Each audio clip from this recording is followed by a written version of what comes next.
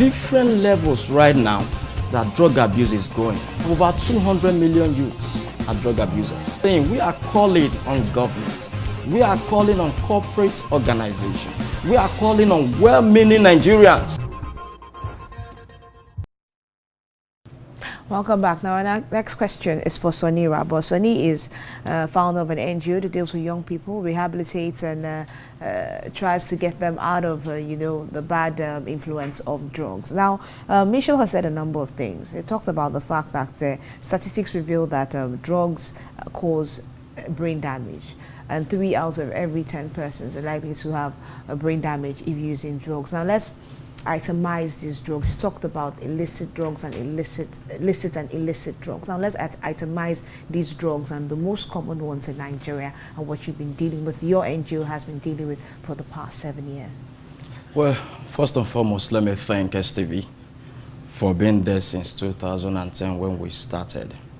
The journey so far has been tough. The journey so far has been full of experiences. But Nigeria is our nation. And the more we talk about it, the better the society looks for us. Our journey so far, drug abuse has actually eaten deep, very deep into the fabric of our society, considering our youth. And youths, they are the worst victim. We look at statistics between 13 to 30 years. They are the worst victim of this cacanworm. And what are these drugs that they take? First of all, the one that is prominent now is Indian hemp. Amongst Nigeria, you see these young guys going 12, a boy of 13 years is smoking Indian hemp. That's marijuana. Yes, marijuana. A boy of 15 years in the secondary school is taking Indian hemp. And apart from that, apart from those illicit ones, if they don't get access to those ones, the pit latrine. Could you imagine they dig a small hole, they have to inhale from pit latrine in the name of they want to get high. Machine. Yes, pit latrine, right. Toilets, you understand? So there are different levels right now that drug abuse is going. And we felt since 2010 when we decided to dedicate our service to this nation. We felt that if we don't give attention to this youth, who are those that will manage the industries? Who are those that will champion causes, developmental projects for this country? That is to say, we are going to be opening pages for we to bring foreign expatriates that will manage our industry. So the trend has been alarming. We know it is a global problem where we have over 200 million youths are drug abusers. In Africa, we have about 28 million. In Nigeria, statistics has revealed that 1 out of every 5 youths is drug abused. So we need to collectively, like what my boss has said, he said, the more we talk about it, the better. And how do we talk about it? Enlightenment. And we must not fail to thank STV. Since 2010, STV has been giving us support to see how we can enlighten young people about these dangers of drug abuse. So we are saying, we are calling on governments. We are calling on corporate organizations. We are calling on well-meaning Nigerians to rise up, and especially parents. Let's look at the causes. The causes now, you see, there are various ways we can tackle this. Now we are looking at the causes. What are the causes of this drug abuse? There's what we call social pathologies. Social pathologies, we look at it from the unemployment angle. We also look at it from parental deprivation. What is parental deprivation? You don't give your wards attention. You don't give your children attention. And the basic, these are the fundamental role of parenting. And if this is lacking, in other words, you are going to be baiting your children into anarchy. In other words, you are going to be delivering primitivity into the society. When you talk about drugs, that is the offshoot of any form of crime you can talk about in the world. That is where we have armed robbery, we have prostitution, we have kidnapping, whatever you may name.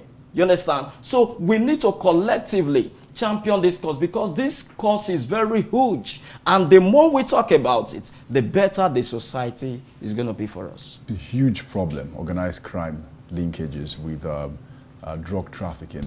Recently, I was in China and had conversations with Nigerian authorities and Chinese authorities on this sort of problem we face as a country. The fact that you're probably getting one Nigerian who is caught with drugs and entry into the ports of China. Every day this is going on. And what is striking is the fact that this has continued, even though you have stringent laws in Nigeria as well as even in Asia. Some of the countries in Asia have capital punishment there. And a number of Nigerians who have been caught, who've served time, have come back. And I've overheard a number of them say, if we get the opportunity, we will go back and continue from where they stopped. This is a huge problem because an embarrassment to the country as a whole. When you speak with young people who are into trafficking, if you do get the opportunity, what sort of things do you hear? What sort of advices do you give? And do you think oftentimes your message sinks enough into them that this isn't the way to go? Well, I will take it from this angle, that our value system has reduced. Our value system is collapsing on a daily basis. If you relate with an average youth today, he wants to tell you that I want to ride big cars, I want to stay in a VGC, name all those big places. How do you want to do this? They want to wake up the next day and they want to become millionaires, billionaires. And these are the things that the society has glamorized. These are the things they are saying, even their leaders portray. Until we look at our value system holistically, until we call ourselves to order, there is nothing we can do. And we have to also school ourselves. We have to reorientate ourselves. We have to look, why are we in existence? Are we in existence to make money to kill ourselves? Are we in existence to see youth die because you want to drive the big cars, live in those houses? Now, our message to every youth is this. Well, the message is well taken, but the society itself, where we live in, a lot needed to be put in place.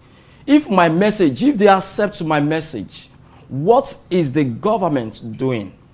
For example, where we have number of unemployed people, and you talk to them today, please come out of this thing, we want to do this for you. And at the end of it, with your little resources, you're able to set up something and you cannot advance. Tell me, if you want to advance that same message to other people, will they receive that?